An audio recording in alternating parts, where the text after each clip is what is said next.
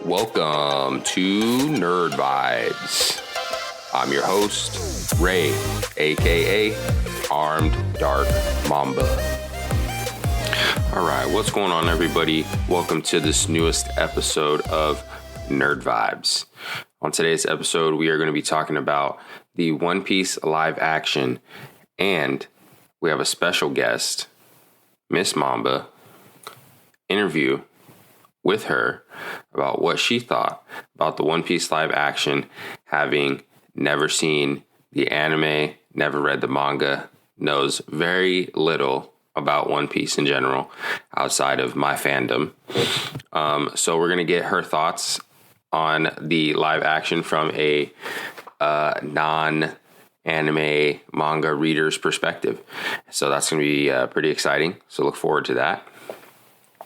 But first, in this episode, before we get to the interview, I wanted to give my thoughts on the One Piece live action from the perspective of someone who has watched every single episode of the anime and has slowly started to read the manga for One Piece. So we're going to get into that. But first, let's talk about some current events, some current news, things of that nature. Let's talk about it.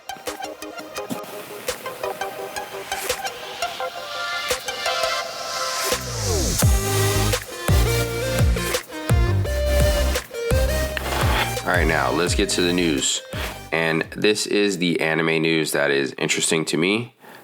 So there is a ton of anime news that's out there. I look at CBR anime news to get the latest news for anime, but I'm just going to go through some of the stuff that is kind of important to me and that I got my eye on. So we have the new My Hero Academia video game that drops at the end of this month, September. It's going to be a My Hero Academia style battle royale where you get to use the quirks of your favorite heroes, I believe, and battle it out in a battle royale style, similar to kind of Fortnite, but with like My Hero Academia abilities, from what I understand. So I'm looking forward to that. The next thing, and this is going to get into a larger topic that I want to talk about, is Boruto Blue Vortex releases a new trailer. So the Naruto sequel, which is Boruto, the story of his son, is coming for its return to the manga after the time skip. And from a lot of the images and things that we have seen and promo material for the Boruto Blue Vortex, which is the time skip in Boruto, it's looking like a lot of heat, a lot of gas. The character designs look really good. And I'm excited for it to come out. I never had a problem with the Boruto manga, ever. My problem with Boruto has always been and forever will be that the manga has, or the, not the manga, excuse me, the anime has entirely too much filler. And it is very tough to watch with the amount of filler that is in that show. So I'm excited for Boruto Blue Vortex to come out. I'm going to start reading the manga myself because, like I said, the anime has been so disappointing. So I'm going to read the manga to get a better grasp of the story. But from the direction that the manga is looking to go and the character designs and the story, I'm pretty interested in that. So that's the news on Boruto. So I'm very excited about that. And then there's a couple of other things that are kind of personal to me that I wanted to talk about. One of them is going to be, where we go? Okay. This is a very controversial anime because it has slavery. Our main hero takes part in some slavery, some slave trade. But like I said, when you watch anime, you kind of opt into some of those outside the box stories and things like that. So I don't necessarily have a problem with it in the context of this anime that I'm about to talk about, which is The Rising of the Shield Hero. We left season 2 of Rising of the Shield Hero on a sour note. Season 2 was not very good. It had a lot of ups and downs, and too many downs than ups, in my opinion. But I still love this anime. I feel like it's a really, really good concept. And we'll talk more about it once the show comes out, the season 3 comes out. But I have talked about it. I've watched it on my Twitch stream. It is one of my favorite anime that I don't really talk about a lot because it's not very popular. But it's one that I wanted to talk about here. So Rising of the Shield Hero. If you haven't seen it, season 1, season 2 is out on Crunchyroll. Season 3, which is why it's on here, is getting a premiere date of October 6th, 2023. So that's a little over 2 weeks. So I'm very excited about that. And then one more thing that has kind of been pushed and moved and changed and all these other things is Solo Leveling. And now Solo Leveling released a new trailer. And in that trailer, it confirms a January 2024 release date. And that for me is amazing. I've been looking forward to watching this anime for a long time. I have been reading the manga. I am on the hunt. I just looked at my manga collection right now. On the hunt for volume 4 of Solo Leveling right now. But once I find that, I know where to get it. I just haven't got it. But we're going to read that. I'm already caught up on volumes 1, 2, and 3. I love the story. I find it amazing how they're taking this concept of this character being extremely, extremely overpowered and what they're doing to it. And like I said, I don't want to give too much away. Go read the story, Solo Leveling. It's also a webtoon that I didn't know about, but it is a webtoon if you want to go kind of watch that. But the anime will be releasing in January 2024. So I'm super excited about that. I wanted to make sure that I talked about that because it is a manga that I'm actively reading, one of 2, the other being Chainsaw Man.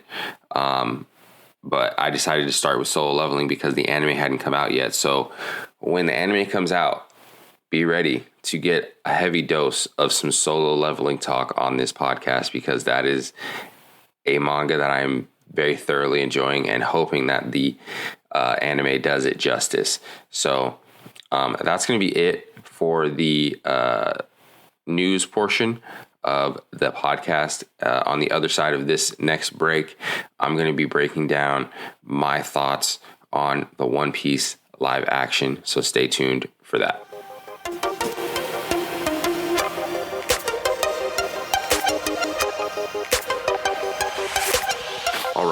All right.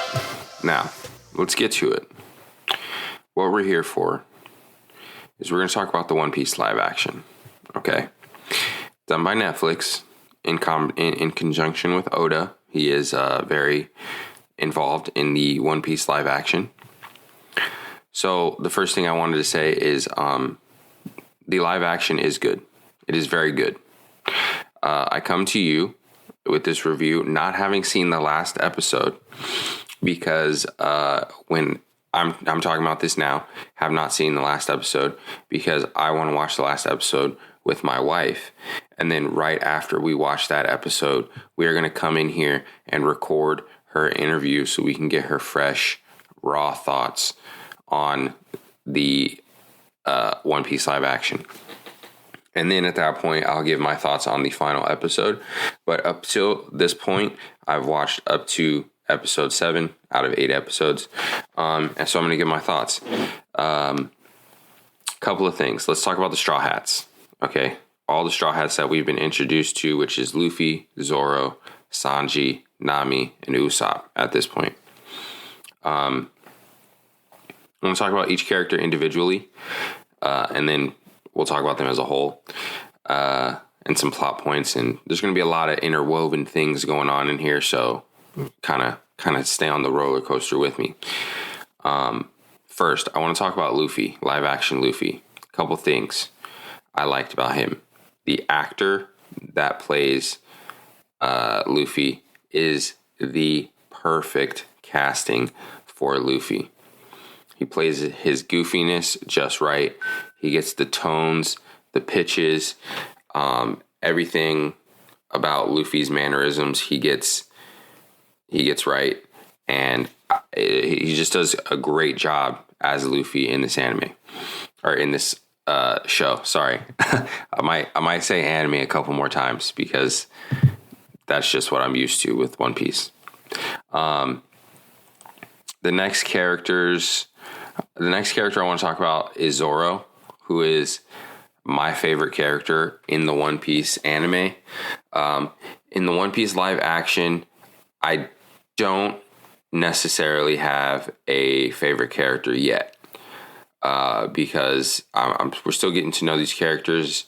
These characters, in my opinion, these characters are slightly different than the Straw Hats that we know in the anime or the manga, because from what we've seen in the story, this live action is following its own interpretation of the story. So these characters are slightly different than the ones that we know in the anime and the manga, which, you know, is how it kind of has to be based on how the anime and manga is presented in so many episodes and chapters. You can't necessarily do that with a live action situation. So they have to make changes and condense here and cut stuff and things of that nature. So these Straw Hats are slightly different. So that's why I don't have a favorite character in the live action yet. But if I had to pick, obviously, it would be Zoro. He makes the coolest introduction with his fight against Mr. Seven, after he offers him a spot in the pirate mercenary group Baroque Works. Zoro rejects. They have a sword fight, which Zoro quickly ends by cutting him into multiple pieces. He later turns up Mr. Seven in a potato sack situation kind of thing, slung over Zoro's back in a bar, and he just gets plopped onto the countertop. His head is sticking out of the bag as Zoro asks for a drink for himself and for his friend in the bag. You know, so Zoro has the best introduction of all the characters. Let's talk about the next character we get introduced to, which is Nami. Okay. Nami in the live action, I feel, is a lot more burglary, you know, than she is in the anime. She's a lot more sneaky, more how do I say, like Catwoman vibes is what I get from Nami in the live action. But there was some definite character changes that happened to her that I did not like. I don't know how spoilery I want to get into here, but there was definitely some plot points about how she came to be in. Yeah, you know, okay, listen, let me just pause it right here. Let me just pause this review right here, okay? We're going to spoil everything because I've seen up until episode 7. I already said that, okay? So I've seen up until episode 7. We're going to spoil everything up until episode 7 in the live action in this review right now because I'm not trying to tiptoe anymore, okay? Because I just need to get these takes off, all right? Anyway, Nami, I don't like her story. The way they changed her being part of the Arlong Pirates, and they basically telegraphed, I feel like, her departure from the crew to eventually join the Arlong Pirates that she was already a part of, which set up Luffy and Arlong's conflict. But anyway, I feel like it was very telegraphed because she kept reiterating that she's not a part of the crew, even after Zoro had already relented on that point. Because there was a point in the beginning of the season where Luffy is continuing to call them a crew when it is just Zoro, Nami, and himself. He keeps calling them a crew, and they keep protesting. We're not a crew, we're not a crew, we're not a crew. And then something happens to where Zoro is now has his allegiance given to Luffy. Nami has still not made it to that point. But at this point in the story, we now have Usopp who's joined the crew, but Nami is still protesting. She's not a part of the crew. She's not a part of the crew. So the telegraph of her leaving was very apparent. And her story was, like I said, a little bit frustrating. The changes they made to Nami in particular were a little bit frustrating. Just the townspeople hating her was not something that needed to happen. I don't feel like in the live action versus the anime or manga, it didn't do anything for her character development, to be honest.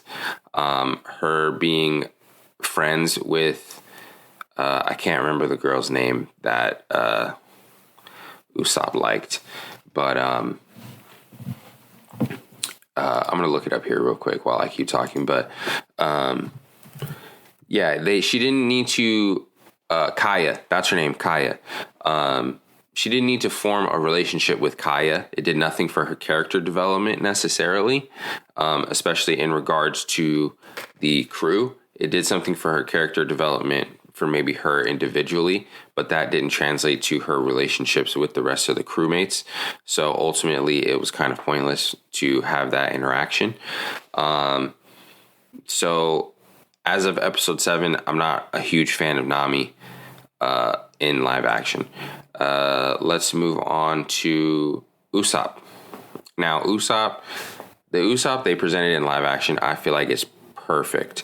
There was a moment where they're doing their thing in Syrup Village where he's still getting recruited to the crew, and he doesn't take a step up to protect his girl Kaya. In that moment, it really goes to kind of Luffy and Zoro to do that thing. He kind of runs away, which is not inconsistent with his character, but in that moment, based on what was happening in the story, that was an Usopp's moment to step up and prove that and plant the seeds of him becoming a strong combatant, a reliable crewmate, someone who can overcome fear in certain moments. And he wasn't able to do that. So it was a missed character development opportunity, kind of a minor thing, but it is what it is. But overall, I think perfect casting, perfect. His story was pretty closely related to the manga and anime. We didn't meet the members of Usopp's crew because he does have a crew on his village. But it is it's kind of just, one of those things that happens, had to get cut for the live action. It's not something that we could spend a lot of time on. The villain of the Syrup Village, I forget what the captain's name. Captain Kuro, Captain Kuro, I want to say it is. He has his cat paws, cat paw claws. So he has those, and he has the way he fixes his glasses, which is iconic, if you know. Yeah, Captain Kuro. So he fixes the way he fixes his glasses is what he is. But like I said, Usopp didn't do what he was supposed to do in that moment to defend his girl Kaya and show some courage in that moment and plant the seeds of his future character development that us anime and manga readers know about. And then that brings us lastly to the last member of the crew that joins, which is Sanji. Sanji is also in the anime my second favorite character after Zoro and before Luffy. Luffy's number 3 in my character list, if you guys didn't know. But anyway, so I was very excited to see Sanji. I feel like Sanji's character was played very well by the actor. The cooking was amazing. The everything else about Sanji as a character was great. The fight scenes were immaculate. And everything else about him was really good outside of the missing eyebrows, which was a topic in the community, but it's just, again, one of those things in live action that you can't necessarily replicate accurately from manga to anime to live action. It's just one of those things. We're going to take a break here, and then we are going to talk about some of the other characters and also a little bit of the fashion choices. Stick around.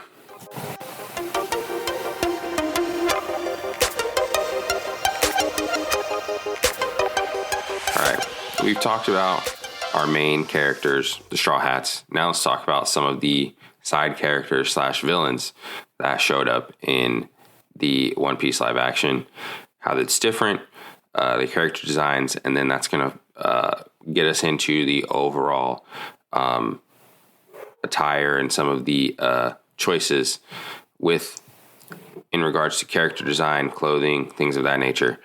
We're going to talk about that at the back end of this discussion. But one of the things that was very surprising in this episode was the introduction of Monkey D. Garp and the reveal early that he is Luffy's grandfather, whereas in the anime and the manga, it takes a significant amount of time longer before we find out, before we are A, introduced to Garp, and B, before we find out that he is Luffy's grandfather. So that was a huge change immediately. In the anime, that was apparent, or in the live action, that was apparent. There I go again, calling it an anime. The other thing, Garp was present at the execution of Gold Roger. In the live action, he was present. In the anime and the manga, obviously, since we don't meet him for a significant amount of time, he was not present at that event in the way that it was presented in the live action. We also meet Arlong. I feel like Arlong played a very good Arlong. The character design is what it is. I've seen some places say that it was a terrible character design, that it didn't look good. But I thought that the character design of Arlong was actually very, very well done. The only thing that I thought could have been different was that they could have made him bigger, more intimidating. But I understand that the size differences in the manga and anime are obviously easy to replicate in those mediums, and in live action it is a little bit more difficult to replicate the size difference. But in the manga and the anime, Arlong has a significant size difference on Luffy, and it adds to the intimidation that he brings to the situation. Whereas in the live action, it didn't seem that daunting for Luffy to take care of Arlong, unfortunately. But overall, his look, his character design, I thought was really cool. Arlong Park was really different. I'll say that. I didn't like the changes to Arlong Park. I thought they coded the fishmen as they coded fishmen as black. Let's just say it. They coded them as black. They on screen, their race, even though they're fishmen, translated to be African American to me. That's just me. That's just what I'm saying. I'm a member of the African American community, and that's just what it looked like to me. I don't know. Maybe this is just this set of fishmen, but let's just see. Jinbei was mentioned, which was really cool. A little Easter egg there. The next character I want to talk about was Mihawk. The guy who played Mihawk, perfect Mihawk.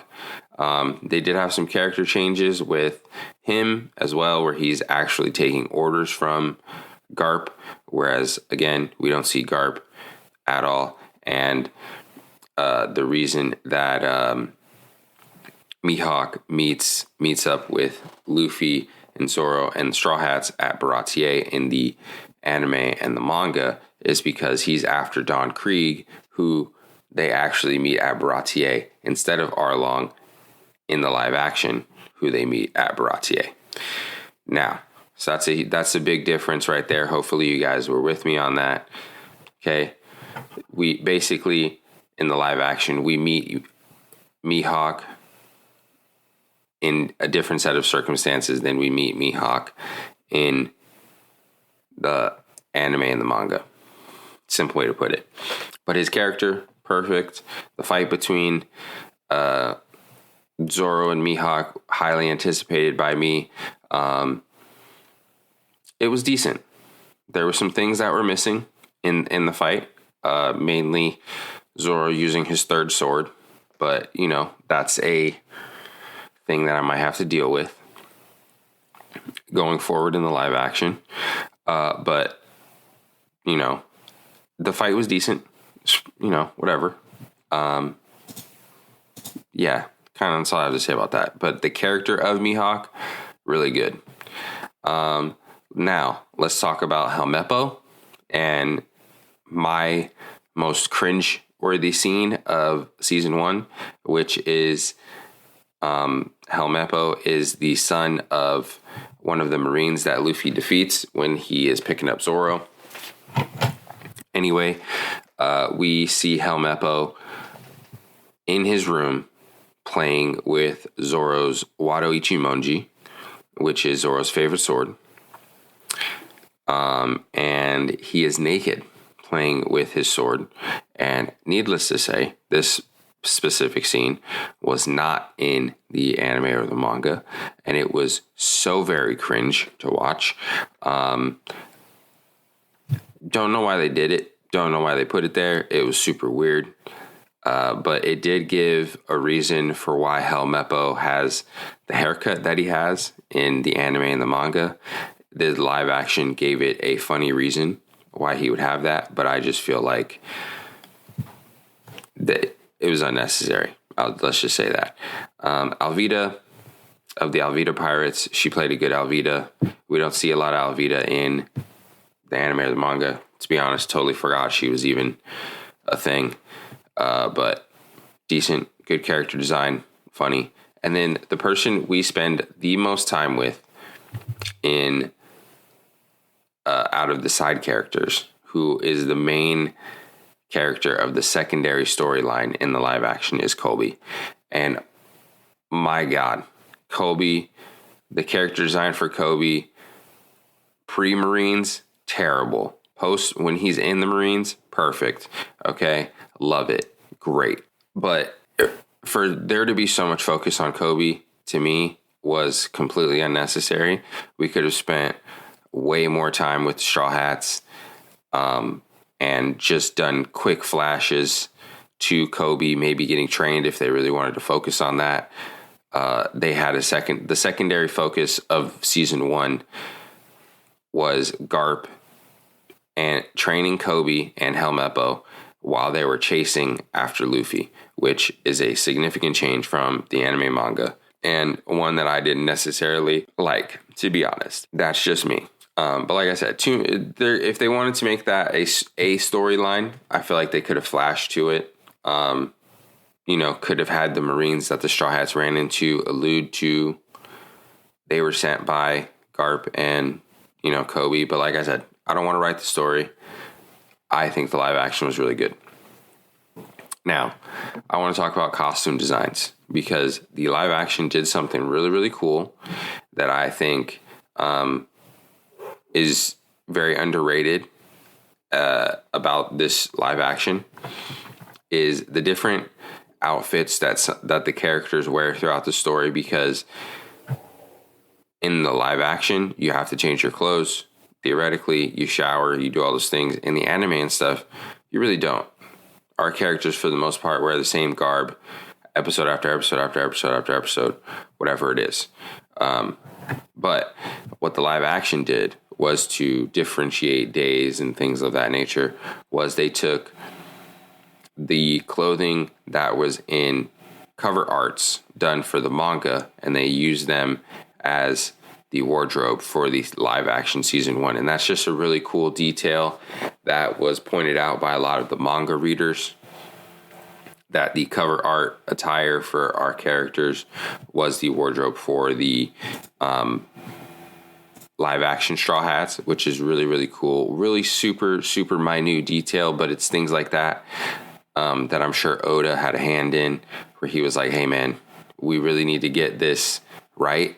And I want this to be kind of a hint to my manga readers who pay attention to the cover stories, pay attention to the cover art, to kind of be a little Easter egg for them. So these are my thoughts up until episode 8. Like I said, I haven't seen episode 8. We're going to watch it with my wife right before we do the interview with her.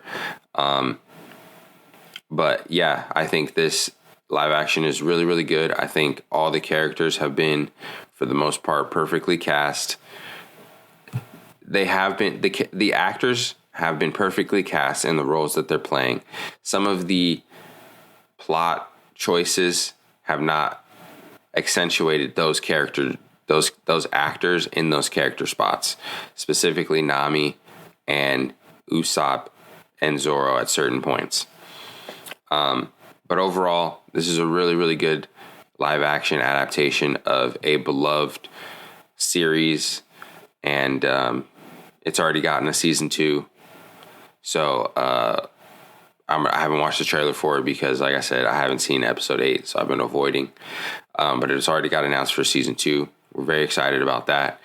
But yeah, on the other side of this break, you are going to be hearing an interview with my wife, Miss Mamba, Jenn. I'm going to allow her to give her thoughts. I'm going to ask her questions. We're going to get into the nitty gritty with her, a non-anime or manga reader watcher who watched the One Piece live action, and we're going to see what she got from it, who her favorite character was, and a bunch of other things on the other side of this break. So stay tuned for our first guest, our first interview, my wife. See you on the other side.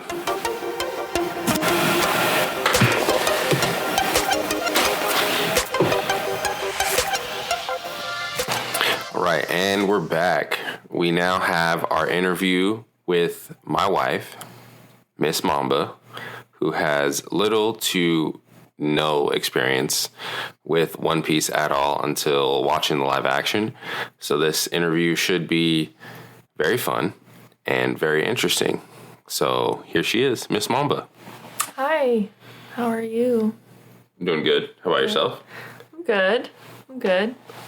Why don't you tell the audience about your experience with One Piece prior to watching the live action with me? Well, most of my experience is definitely through you. I would say catching glimpses of the show as you're folding laundry, walking into the garage or into the room, every once in a while watching a show with you. I kind of know the main characters, and I kind of know the basics of the world. But other than that, it's pretty foreign to me, especially since it's a very deep catalog that I'm pretty sure I have not even scratched the surface of.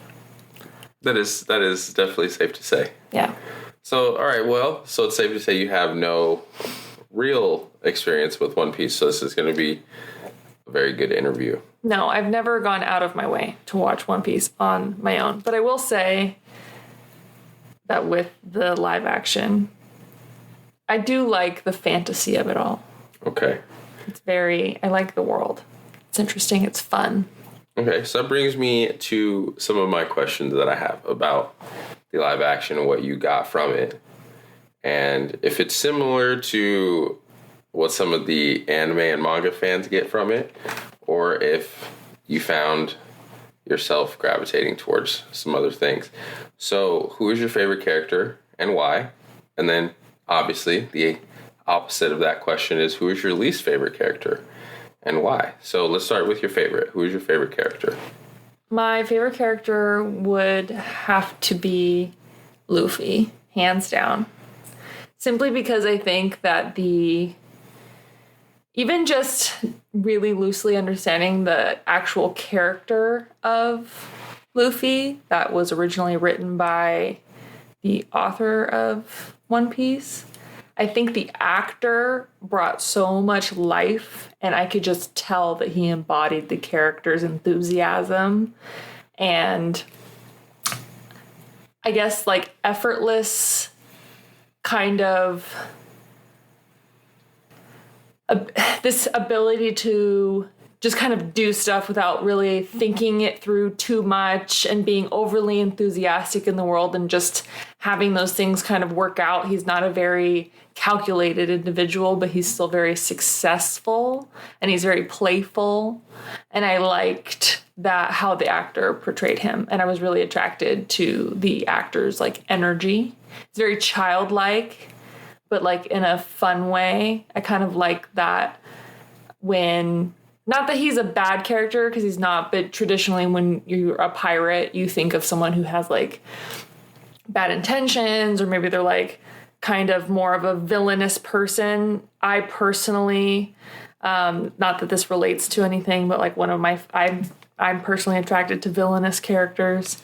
And that's one of the reasons why I like the Joker so much is because they tie childlike enthusiasm with kind of villainous traits. And I feel like Luffy kind of like teeters that line a little bit. And I like that. Okay. So who is your least favorite character? One of the low characters in the show for you? Because I definitely have one. Yeah. I don't know. I think of two. Two? Yeah. I feel like one, you were right. I felt like one got a little bit of redemption. Okay, let's who's the one that didn't get the redemption first? Let's talk about that one. Arlong. I just don't like him. Arlong. Why I don't like his Arlong? name. Arlong. Our dog's name's Arlo, and I hate that this guy's name's Arlong. Okay. It's not related, but I hate his nose. I just don't like the way that he looked. And maybe he was drawn to be like that, and that's a very accurate representation of him. It is one of the more accurate portrayals, for sure. And forgive me for asking this, but who's the author again? Ichiro Oda. Okay, Oda. Can I refer to him as Oda? Okay. Yes.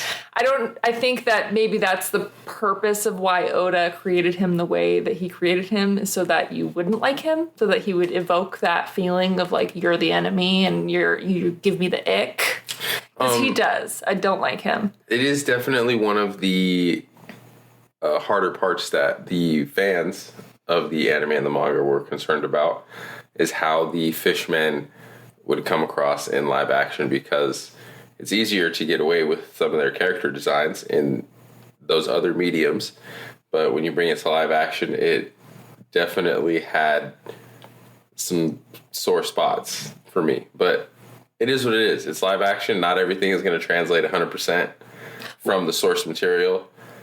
But I thought Arlong out of the fishmen looked the best. And I loved the guy that spit the liquid bullets. Those lips were fabulous. And I thought that guy looked the worst. He looked so fabulously ridiculous. I loved just looking at his face. Okay. He had the perfect fish lip face. It was great. He did. Okay, in that way, yes, he did. He was pretty good. He was comical. Yes, comically bad looking. Yes. Okay. Yes. In ways that I think maybe other people would wish that some other characters stayed more true to their comically looking accurate portrayals. Okay. I think we know what we're talking about here. Yeah. But who was the other character that you were talking about who you may have had a change of heart on? Yeah, so I definitely had a change of heart on Nami. Okay. Because I didn't understand why can I say the F word? You can. I don't generally cuss on my podcast, but you can if you'd like. Okay. Well, I just don't understand why everyone was messing with her, because she was just like, she just wasn't great, like, from the get-go. Like, she just didn't seem like she was a good fit. She was kind of betraying them. And I felt like Luffy just was like, oh, yeah, you betrayed us, but, I'm your friend, and I'm just going to keep doing this. But he didn't really even know her like that. And, like, she was kind of like, I mean, I get, again, because there's some redemption here. There's that backstory that I got, which made me feel better about her.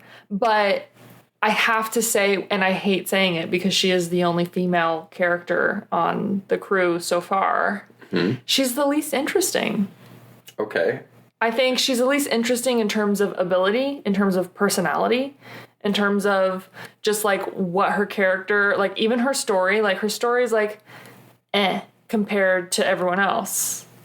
Besides maybe Usopp. What do you mean by that? Like, what about her story? Like, it's just not interesting to me. Like, it's not as I like that. So I think that the One Piece world is like a very fun world, and it's very like, you know, creative and funky and offbeat, but in like a fun fantasy way.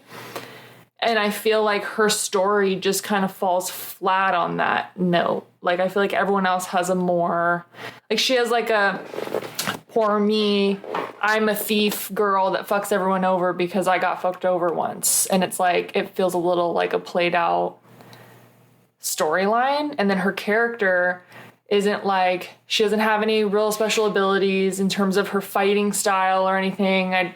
She didn't really seem to help anyone out in any fighting scenes. She didn't really have any she doesn't have any cool things that stand out about her. She's just like in The Office, she's just like a well-watered fern, you know? Like, she's just like there. Nami is just there? Yeah, she's just there, but she doesn't make a space for herself in the crew in terms of, like, if I was looking at a picture of all of them, she's just kind of there. Like, she's just kind of like the token woman. Okay. Wow. I was really expecting, because I recorded part 1 before we watched episode 8. Mm-hmm. And I was really hoping that, because I knew you didn't like Nami in the first 7 episodes, and I was really hoping that episode 8 would flip you to a Nami lover, to where you're just like, I understand her character, I understand why she did what she did, and I understand where she fits on the crew. But I think that's more of a representation of, like, maybe you don't understand why I love certain characters, because a lot of the characters that I love, I don't love them because they have some deep emotional backstory. I love them because they're ridiculous. I love the Joker. I love, like, Jean-Ralphio. I love characters that are forever surprising, forever unpredictable, like very fantasy, very funky or offbeat or weird. I like that aspect, especially when it's coming in the form of like a comic or a manga or like a fantasy film or something like that. I've never really been into like story arcs like that.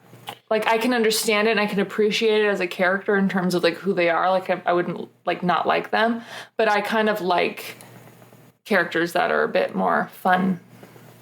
Okay, what did you, in that vein then, what did you think about Usopp's character? Because he's a little boring too.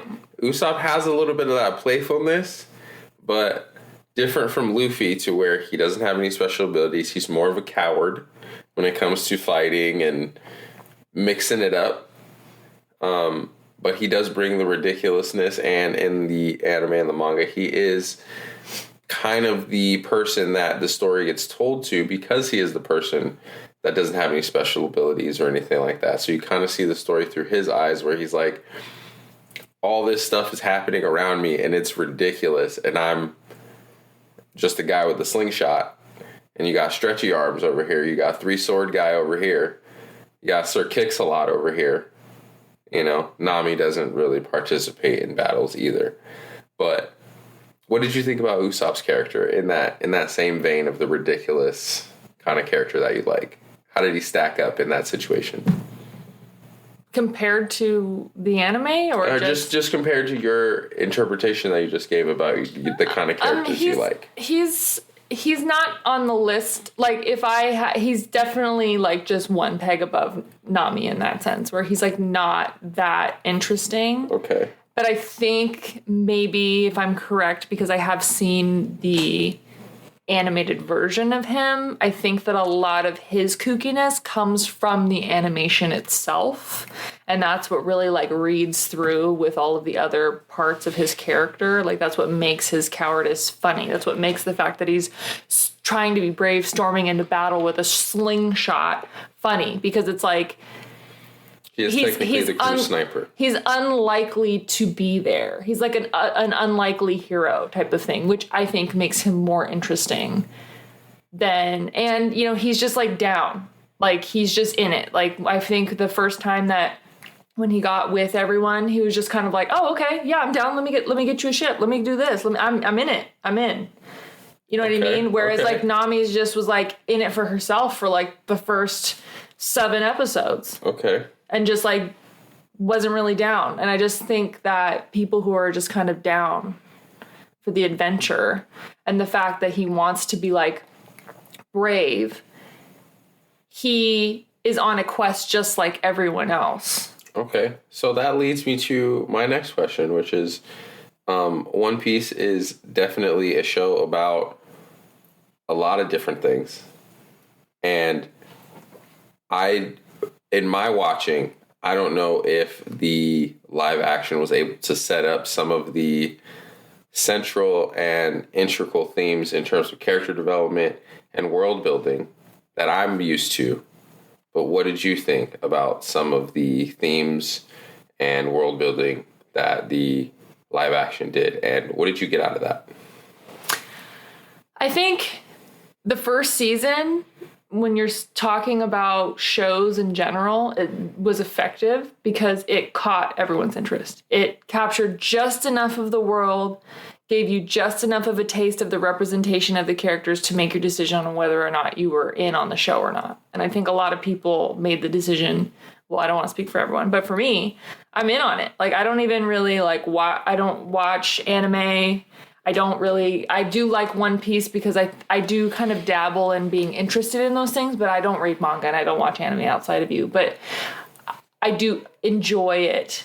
There's been some animes where I'm like, I don't really care that much. Like, for instance, this might be a very controversial thing to say, which, whatever. I don't really like Dragon Ball Z. Like, every time you watch Dragon Ball Z, I just kind of am, like, zoning out.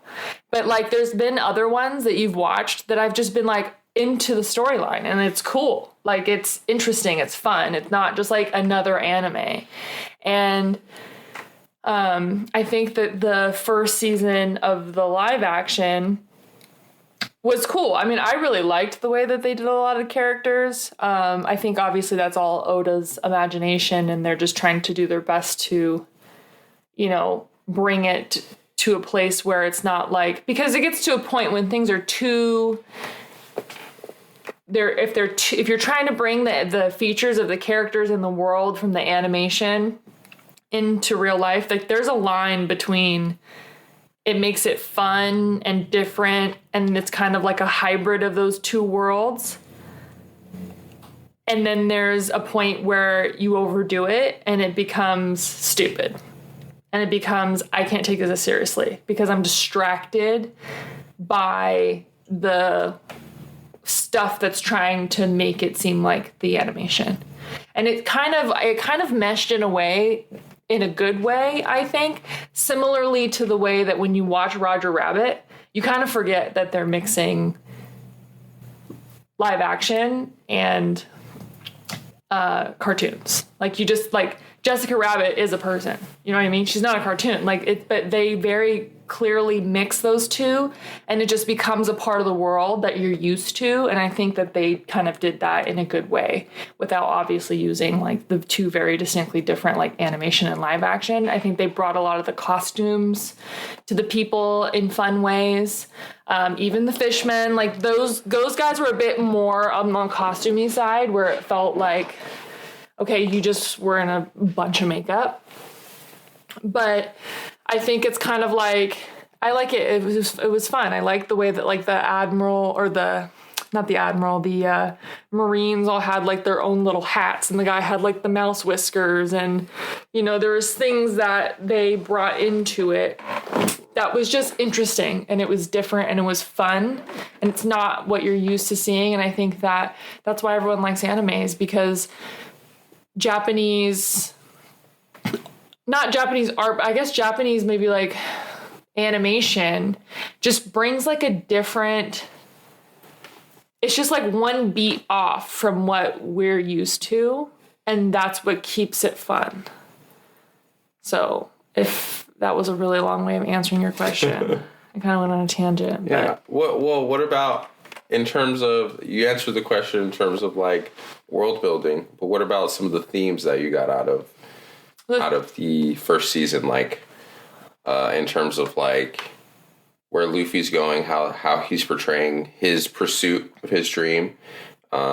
Did you resonate with anyone else's stated dreams? Because we got all of the characters on the Straw Hat Pirates stated dreams at the end of episode 8. So did any of those kind of resonate with you, or any of the themes of the show that you picked up on in terms of maybe like, I don't know, any discrimination or any type of bigger political themes that you picked up on in the show? There were some, but I wasn't sure if my assessment of them was appropriate or not, because I applied it to my own westernized understanding of it, and I didn't know. Let's talk about it. So, like, for instance, the whole humans versus fishmen was the biggest thing that I saw.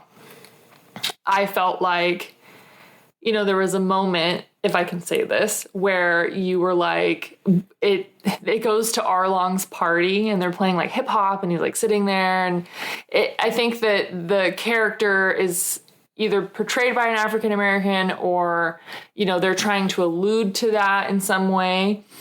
And you were like, I wonder what race, quote unquote race, because he's a fishman, Arlong is. And I was like, well, with his whole storyline, with, you know, the comments about slavery and keeping our people down and trying to come back, I alluded to touching on, like, you know, Black people in America, and that how that is a very similar storyline that they had. And I kind of put it to that. So I don't know if Oda was thinking about that, or if maybe there's similar situations that he speaks on, you know, where that's supposed to be representative of something that happens in Japan. But that's one thing that I definitely picked up on, is like this battle of races, which I feel like a lot of stories pick up on, because unfortunately, we're all still very race focused in the whole world, not just America. But it did feel like it paralleled American history a bit. And then the other themes that I would say, I don't know. I guess maybe like, I like that Luffy, in his goal, I like how determined he is.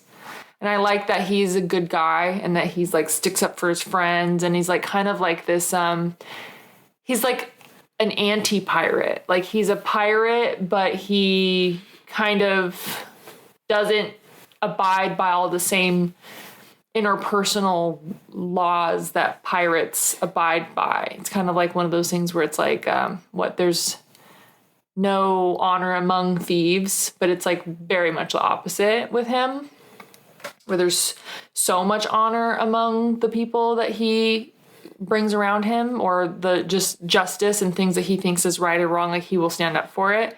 And he's not just like all in it for himself and what his goal is, because they all have the same goal, really. It's just he's accomplishing it by just sheer force of will, but he's not compromising on any of his morals or beliefs in the long run of it all. So he is definitely an interesting character, and that's one of the reasons why I do like him. Okay. So my two favorite characters, as you well know, is Zoro, 1, and Sanji being 1B. I agree. Sanji's also 1B for me. To Zoro's 1A, and then I have Luffy 3rd on that list, simply because that's just the type of characters I enjoy. But one thing I wanted to talk to you about specifically is Sanji, because Sanji is a cook, and you are also somewhat of a cook in our household and amongst the family and stuff. So I wanted to ask you about how you feel about Sanji's fighting style and the reason that he fights the way he fights, and his dream of wanting to find the All Blue, which is a place where all of the oceans in the world of One Piece connect, and you can find any ingredient across the world in this ocean. And so I wanted to ask you about that because as a cook, I feel like that would be something that you would kind of resonate with. So talk to me about how you feel about Sanji. I really like Sanji, actually. I like his character. I like the casting. He didn't have the swirly eyebrows, but it's been talked about. But other than that, I think the guy that plays him is awesome. And I really do see his character. He has the same kind of vibe. His facial expressions, I feel like, were good. His hair was good. Like, the outfits and everything, I feel like they just, like, pinned him down well from what I can tell. From his fighting style, the reason, like, that he doesn't use his hands because he wants to save them for cooking, like, that makes sense, you know, to do that. So different from a surgeon saving their hands for surgery. No, it makes sense. It makes sense. I'm going to have to be convinced that he's kicking all these super mega strong people's asses with just a few kicks. Like that fight scene in Arlong Park where, like, Zoro's slicing through people and Sanji's just, like, kicking people once and they're, like, dying, like, equal to, like, getting sliced by, like, a swordsman's sword. That seems questionable to me. But I have a whole thing on that. On, like, I went on a tangent mid-episode. Whereas, like, if you're going to hype someone up to be, like, the best of the best of the best, like, don't get your ass beat by someone who's nothing. Like, it just doesn't make sense to me. But I get that, like, you got to have dope characters, and sometimes they have to take a step back in order to, like, come back. But, like, again, tangent. That could be a whole nother episode. But, you guys, she doesn't understand how many times Luffy actually loses in the show. He loses so much. So much. He loses to every opponent at least twice. Yeah, but every single one. You know, if you could just, like, have pulled that stuff out, like, at the beginning, then you wouldn't, like, if you were that strong and you were able to just end someone, like, that quickly, like, wouldn't you just do it instead of getting your ass beat, like, 3 times? That's not how anime I get that, but that's what I mean. For the sake of it's the build-up. For the sake of the storytelling, you have to do that. And that's why I said it's my own separate thing. And it's not just with anime. It's with comics, too. I just don't get it. But back to what we were talking about with Sanji. I do like him, that he's a cook. I think it's a very, again, offbeat, random talent / character trait of him is that he's a cook, and that's the reason why he wants to find the All Blue. I'm also a cook. I actually more relate to Sanji for being a cook not in the way of finding all the, like, fancy ingredients to, like, make all these dishes, but I actually more related to him when he's working at the Baratier. And they had that whole idea of, like, this guy comes in drunk and he's, like, immediately pulls out something and starts cooking for him. And, like, they never let anyone go hungry and they take care of them. And that's kind of the thing, because I think that if there's any other cooks listening, is that I think that there's a difference between, like, a chef. I think of a chef as someone who wants to create the most perfect meal with the most rare things and, you know, something that's never been done before, because it's like they're perfecting an art. But I think a cook makes food for people. A cook makes food to create an environment of welcome and to create comfort in other people. So a cook cooks for other people. And so it's more about other people's, it's more of a servant's heart doing the cooking then a chef, I feel like, is a little bit more self-serving. So I feel like he's kind of displays both of those things, which is cool because I actually myself have been always a cook in the sense that I want to like make you happy. I want to make my family happy. I really want to like go out there and learn new techniques and new things so that I can give someone a beautiful dinner. But with that, you're always like, okay, I really want to blow them away. Like I really want them to like take that first bite and be like, oh my gosh. Like when I just made a new dish recently and I gave it to my roommate and she was eating it. And every time she would take a bite, she was like, like she was literally like bobbing her head, like eating it. And I was like, yes, because that doesn't happen that often, you know, like sometimes you're like, yeah, it's so good, you know, but there's nothing like a good, like you can tell people like your food when they're like kind of doing that, like bobbing head, like happy dance thing, or they're completely silent, which is something you do. I'm the silent eater for sure. So a couple more questions and then we're going to wrap it up here.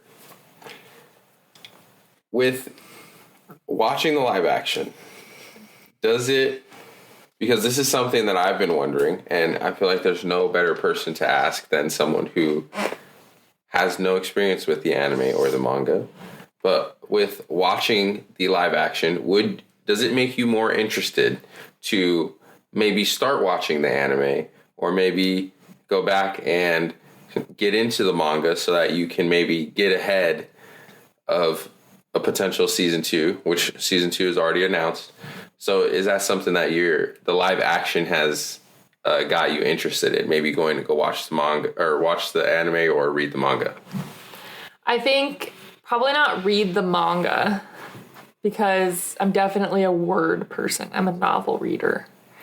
And I don't, like, just like some people like reading manga or like reading comic books or graphic novels because they get more information and more pleasure from seeing the art. I do really like art, but I'm more of a novel reader. And so if there was a book, like an actual book, I would want to read the book, but I wouldn't want to read the manga.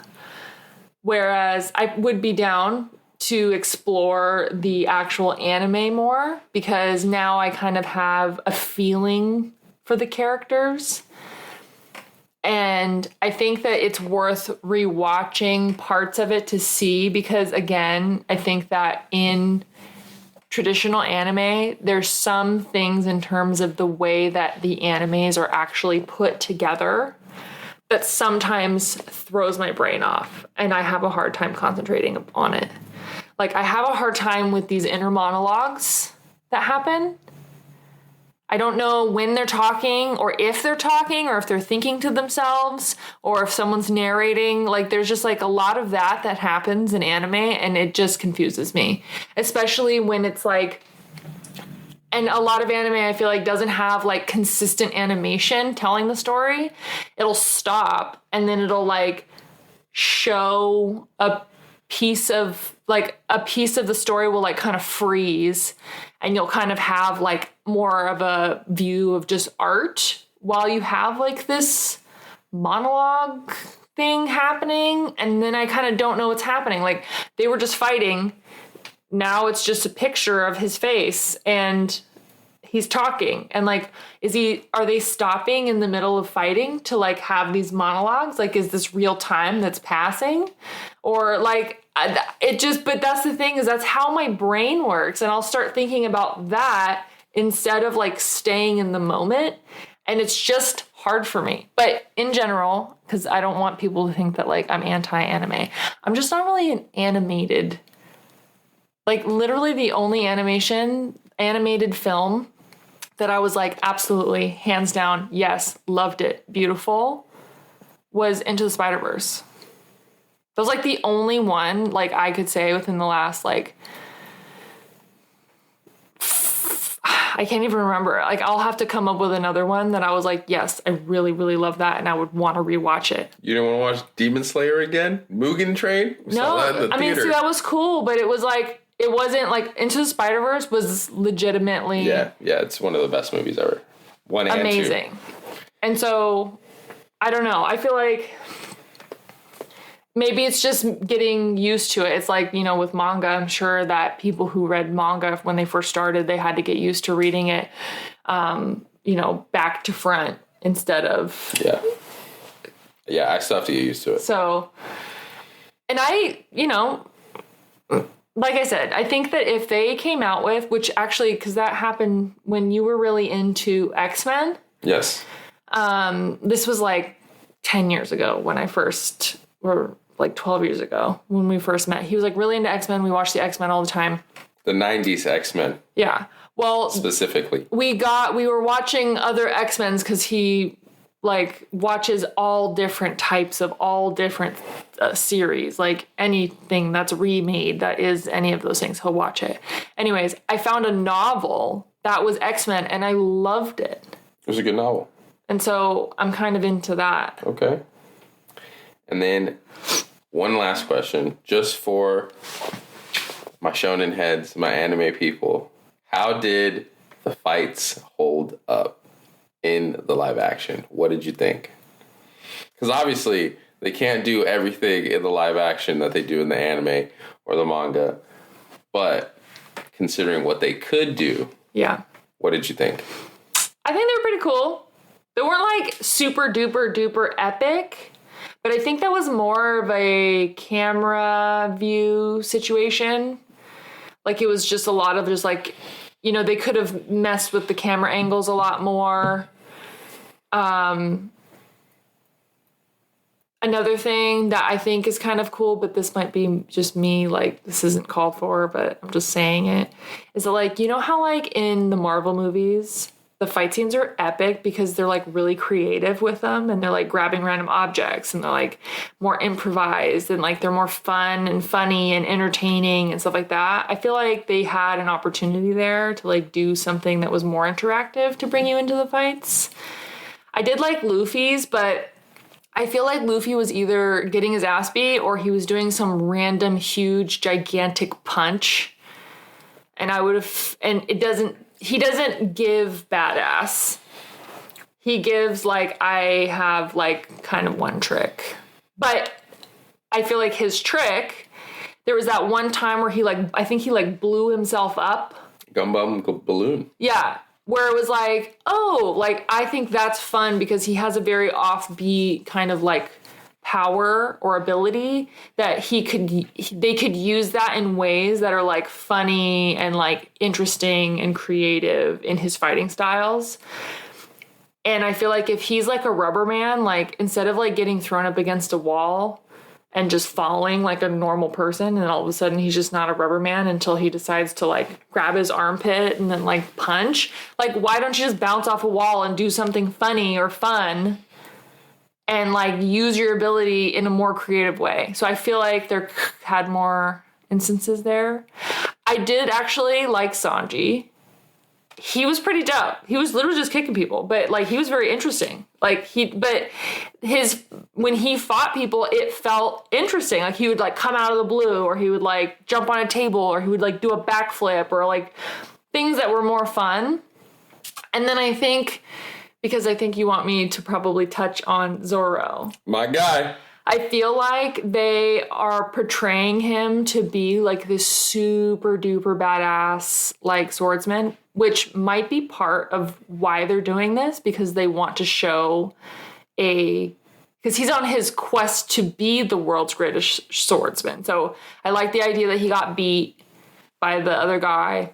Who is, in fact, the world's greatest swordsman. Right. So I like that aspect of it. And his fighting was interesting, but it wasn't like this, damn. Like, there wasn't a time where he made, like, a move or, like, did something where I was like, oh, shit. Like, that was dope. You know what I mean? It was kind of just, like, you know, basic swordsmanship.